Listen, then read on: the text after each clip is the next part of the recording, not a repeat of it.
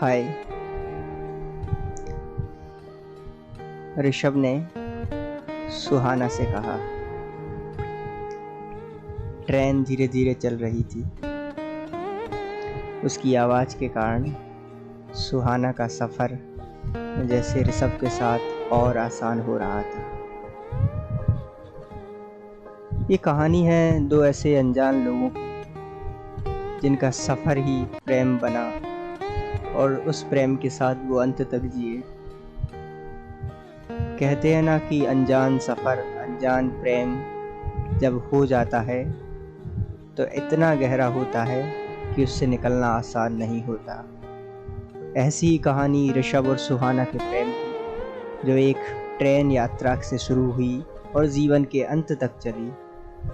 ये सच्ची प्रेम कहानी मैं आप सब तक इसलिए पहुंचाना चाहता हूँ क्योंकि प्रेम अब भी सच्चा है। यात्राओं में मिलता प्रेम, किसी ठिकाने पर मिलता प्रेम, स्कूलों में, कॉलेजों में, आपको जहाँ भी सच्चा प्रेम मिले उसे छोड़िएगा नहीं, क्योंकि कहते हैं ना कि सच्चा प्रेम दोबारा लौट कर नहीं आता। ऐसी ही कहानी, छोटी सी कहानी है ऋषभ और सुहाना के प्रेम की, पर बड़ा संदेश हम सबको इस जीवन में देके जाती है ये कहानी। आइए शुरू करते हैं ऋषभ और सुहाना की कहानी।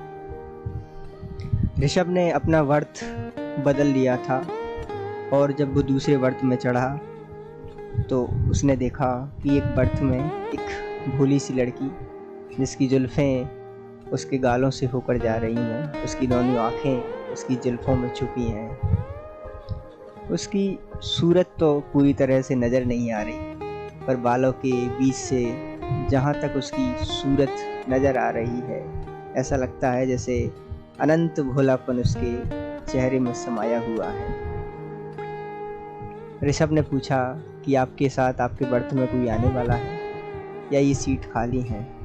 सुहाना ने धीरे से जवाब दिया, नहीं, आप बैठ सकते हैं। ऋषभ ने अपना सामान ऊपर के केबिन में रखा और वो सुहाना के सामने वाली खिड़की के पास वाली सीट पर बैठ गया।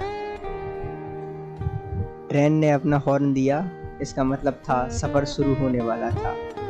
अब ये सफ़र कहाँ तक शुरू होने वाला है ये तो कोई नहीं जानता। क्या ये वास्तव में ट्रेन अपने गंतव्य तक पहुँचेगी ये भी कोई नहीं जानता। या ये सफ़र किस मोड़ की ओर जाएगा, किस कहानी की ओर जाएगा ये भी कोई नहीं जानता था। जैसे ही चाय वाला ट्रेन के बर्थ में चढ़ा, ऋषभ ने चाय वाले को आवाज़ दी, भैया एक चाय।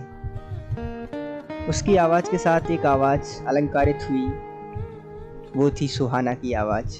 दोनों ने एक साथ कहा, भैया चाय।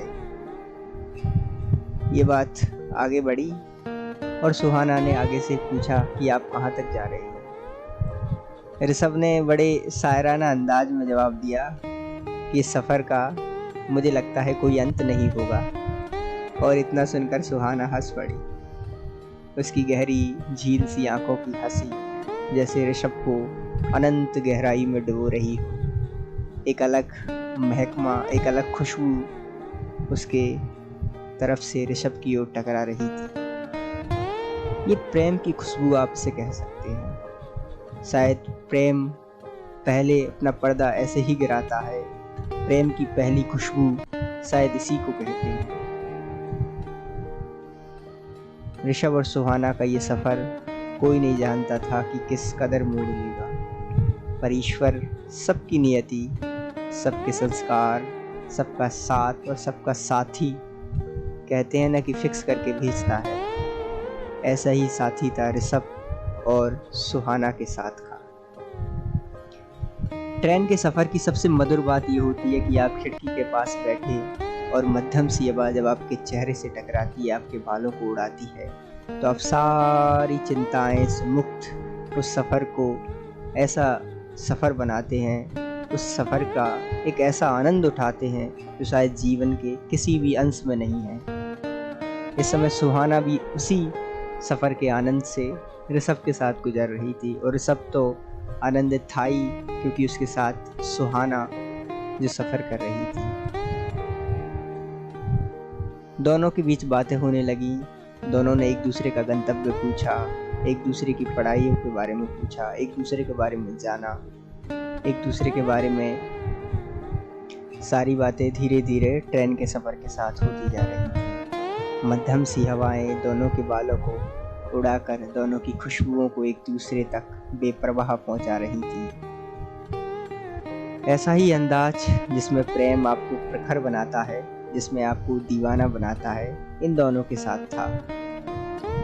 धीरे धीरे दोनों घुल मिल गए, बातें भी जाने कहाँ कहाँ तक पहुँच गई, इसका अंदाज़ा आप नहीं लगा सकते, क्योंकि जब प्रेम परवान चढ़ता है तो उसकी आशा आसमान से बड़ी होती है।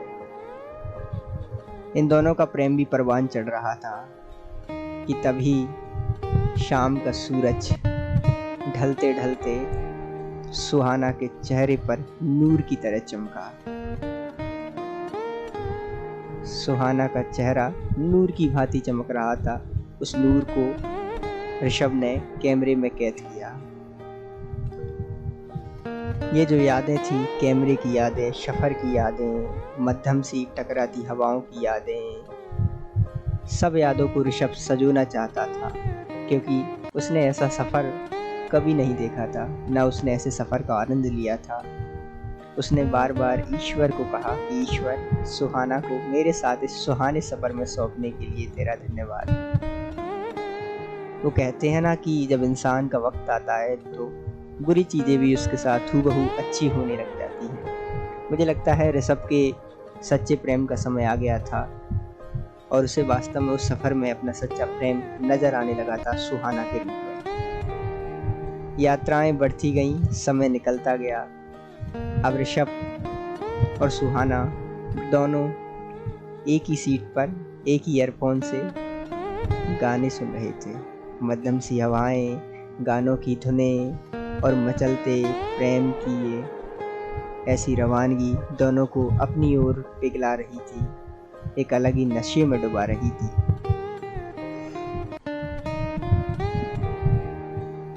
ऋषभ ने अपनी शर्मिंदगी को दूर करते हुए सुहाना से धीरे से कहा, सुहाना, ऐसा जो सफ़र है वास्तव में मेरे साथ कभी नहीं हुआ। मैंने कभी इस चीज़ की आशा नहीं की थी कि तुम मेरे साथ होगी, तुम मुझे मिलोगी। हालांकि हम अब तक अनजान हैं, अब तक एक दूसरे को जानते नहीं हैं, पर मुझे लगता है कि जितना थोड़ी बहुत समय में हमने एक दूसरे को जान लिया है, वो हमेशा जानने के लिए काफ़ी है हम दोनों के लिए। मैं नहीं जानता कि तुम मेरे बारे में क्या सोचती हो, पर मैं चाहता हूँ कि इस सफ़र से हम दोनों ने जो सीखा है, हम दोनों ने जो एक दूसरे को जाना है, वो सफ़र के साथ ख़त्म न हो जाए। मैं चाहता हूँ कि ये सफ़र ख़त्म होने से पहले मैं तुमसे वो कहूँ जो कहना चाहता हूँ। सुहाना ने धीरे से कहा, ऋषभ, तुम सही कह रहे हो। हालांकि हमने इस सफ़र में इतना एक दूसरे को नहीं जाना, पर मुझे लगता है कि जितने समय में हमने एक दूसरे को जाना है, बातें की हैं, मुझे लगता है वो काफ़ी है हमारे लिए। ऋषभ ने धीरे से कहा, आई लाइक यू सुहाना।